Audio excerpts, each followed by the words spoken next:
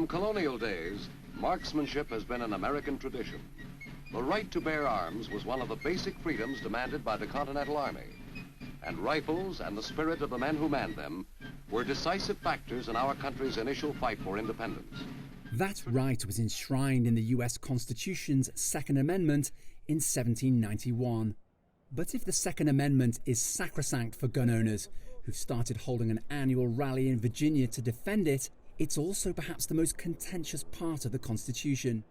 There's a grim ritual here in the US to arguments over the Second Amendment. They're almost always prompted by mass shootings and the inevitable call for gun control or even outright bans for some weapons, and usually with mixed results.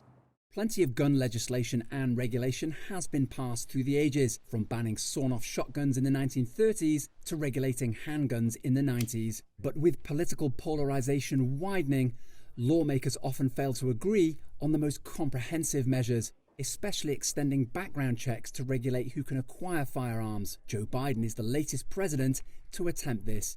There have been deep-seated philosophical differences between Republicans and Democrats about how to deal with gun violence.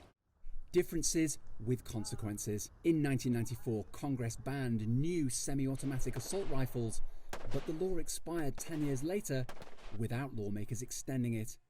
And semi-automatic rifles were used in 3 of the deadliest US massacres: Sandy Hook, Connecticut in 2012, Las Vegas in 2017, and Parkland, Florida in 2018.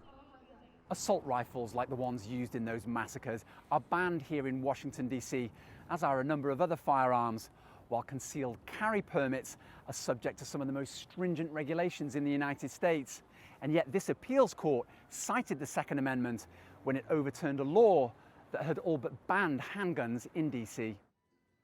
Some legal experts are now expecting the Supreme Court, with an unassailable conservative majority, to expand Second Amendment rights by hearing a number of cases related to gun ownership. Owen, Fairclough, CGTN, Washington.